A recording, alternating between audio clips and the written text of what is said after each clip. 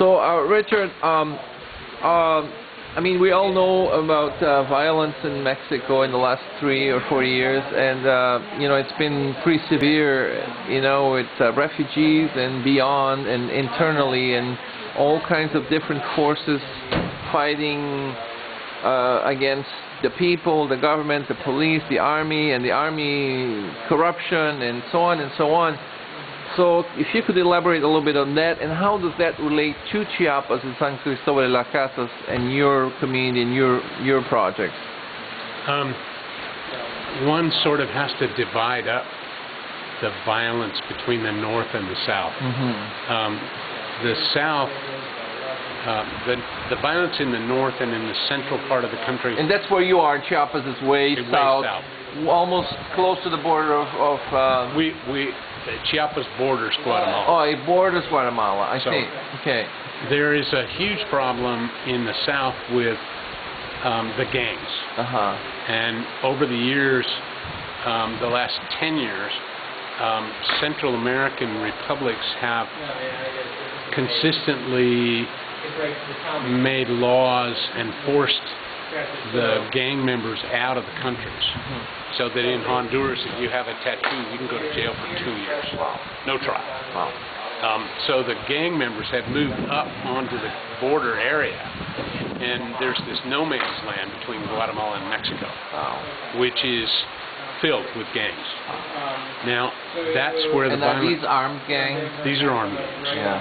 And the extortion... And these are all people with jail backgrounds, violence, being beaten up, beating people up, and so on. Yeah.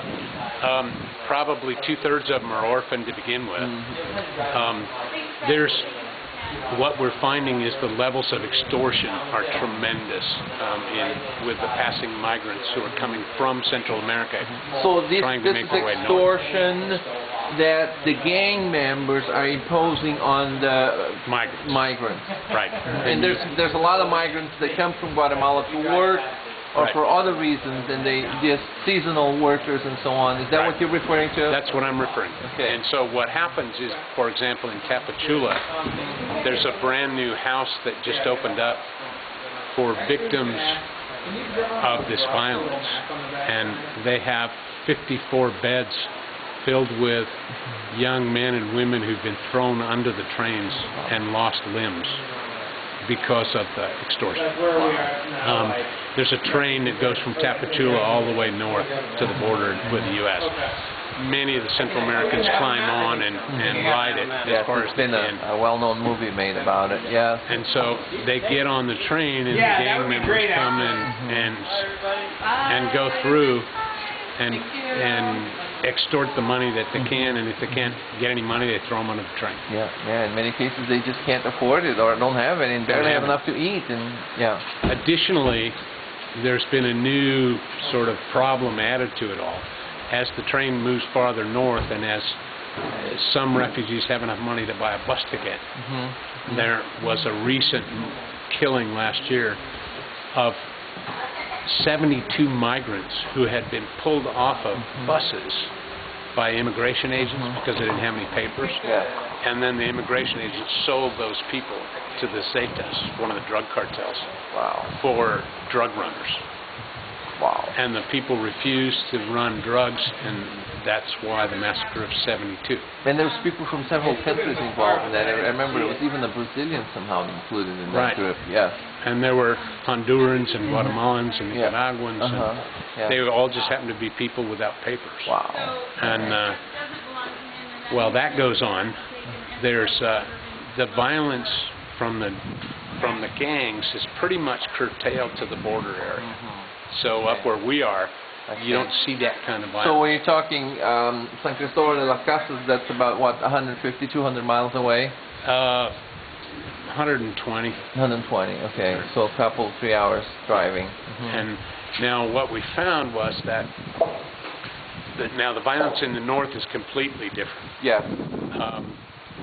At first, it was just directed against cartel dealers, against other cartels. The problem is it's grown in scope, and there's a lot of innocent people being killed along the way.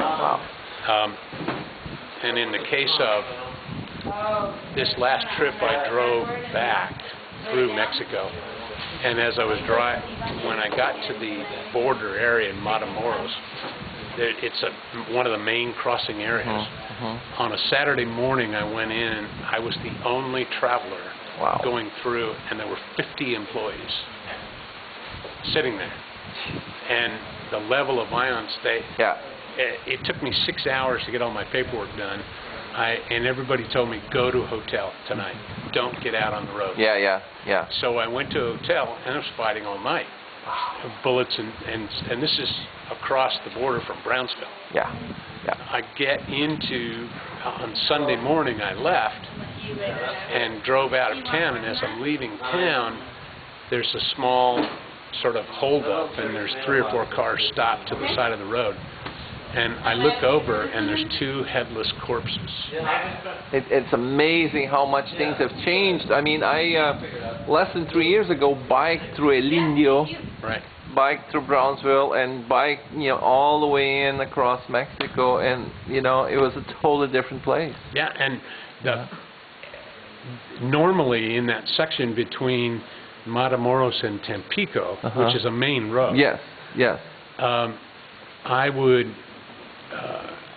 The traffic would be extraordinary, and this trip, the only people on the road were tractor-trailer drivers, and there was no military presence, there was no drug presence, it was empty, and there weren't even people walking on the side of the road. That's amazing.